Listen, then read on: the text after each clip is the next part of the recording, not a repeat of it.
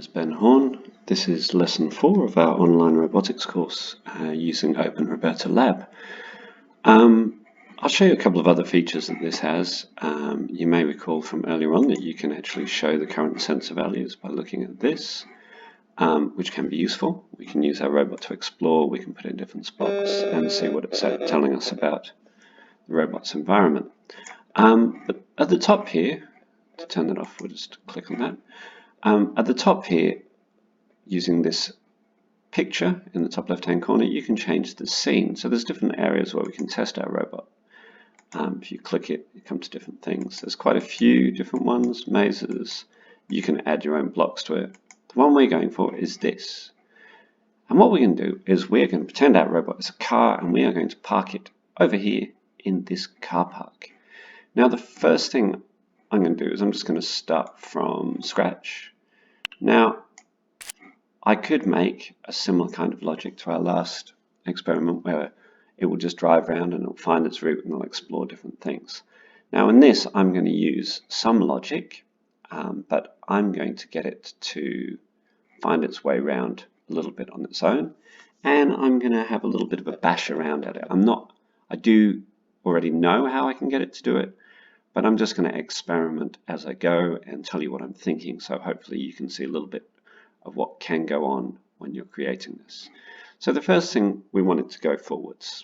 Now we could measure the distance and say a set distance, but basically I'm just going to say I want it to go forwards till it gets to the white, but then it'll be off the road, so I'll get it to go back a little bit and then turn right. So that's my plan. So I'm going to get it to go forwards. Oh, sorry, I need the steering wheel for drive. Drive forwards. Let's drive forwards. Now, it won't actually do any driving if you just have drive forwards and nothing else in there. If you press play, it just doesn't do anything. It needs to know how long it's got to drive forwards. So you can have drive forwards with the distance, like we did before, or we can use wait. So if we click on this thing that looks like a clock here under the multiple options thing, wait until.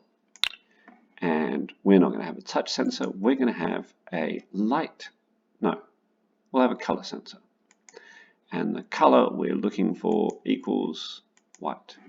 Now hopefully our robot should now drive until it gets to the white section. Let's just test that. Press play.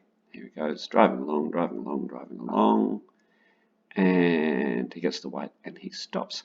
Now, if we want the robot to turn right, we now need it to go back a little bit because it has actually run off the road. So we're going to use a drive with and have a distance. We're going to go backwards and I'm going to say 10 centimeters. I'm not really sure of dimensions of this, but we'll just have a go at that. And press play. It's driving backwards. Yep, that looks like a good spot. Once we've driven backwards, we need to go which way, left or right? That's right, we want to turn right. And that would be a 90-degree turn, so we're going to turn right, 90 degrees. Let's try that. Drives forwards, drives backwards, turns 90 degrees.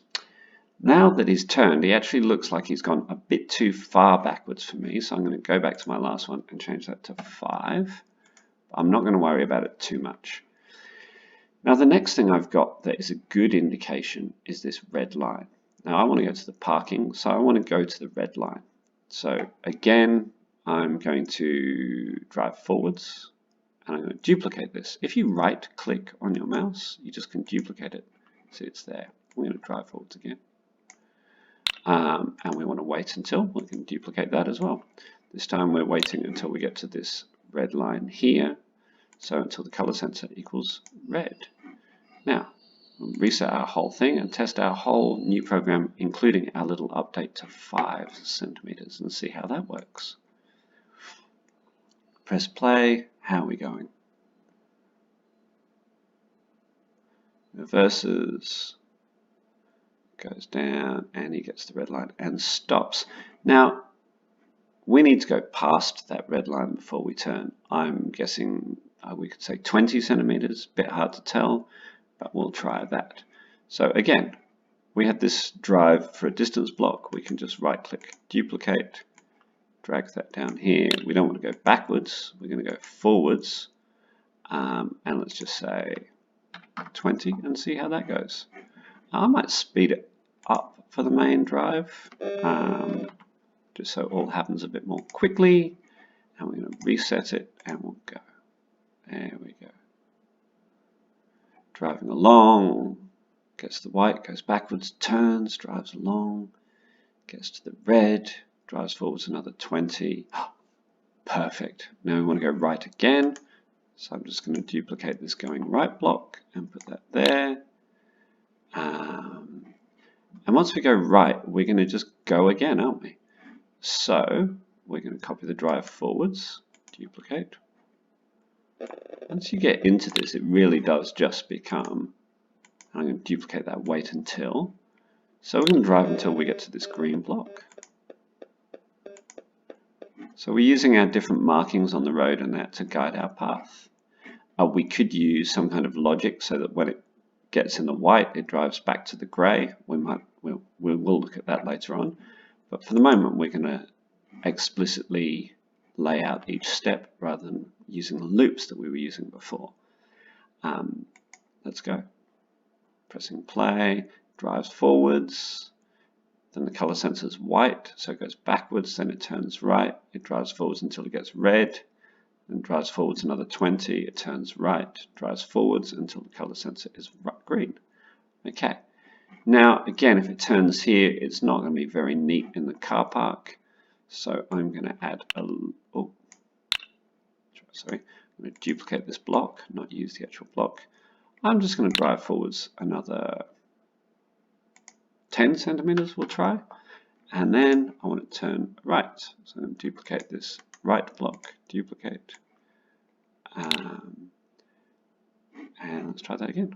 Reset, go. Driving along, waiting for the color sensor to get white, goes back, turns up to the red, drives forwards a bit more, turns right. Now it's driving until it gets to green. It's got the green, drives forwards a little bit more, turns right, and look, we're pretty much lined up. Now I think for parking here, when we get to the white, we'll be pretty good for our parking. So now I'm going to drive forwards. I'm going to copy this one where it's just speed, duplicate that, drag that down there, and we use the color sensor again. We'll duplicate that, put that here until it gets to white. And let's just try that. Reset everything and go once more. Here we go. Robot goes up, comes off the road, goes back, goes until he gets to the red, goes a little bit further, turns right, goes until he gets to the green, goes a bit further, turns right, goes until he gets to the white. Now, I don't like untidy parking. There are a couple of things to note before you'll notice he's not quite square. Our robot is not quite square in the parking space. And that has to do with the fact that this attempts to recreate what actually happens with robots, that sometimes if they're moving fast and they stop, they do go slightly offline. So that's a good thing in this program. Now I'm going to go 5 centimeters more in my parking space. And I'm just going to copy this one from earlier. I'm going to duplicate it. I'm going to put this on the end. Forwards, speed, 10 centimeters. No, I think 5 is right. So just click on that. 5. Okay, let's try. Reset, and hopefully this is our program in action.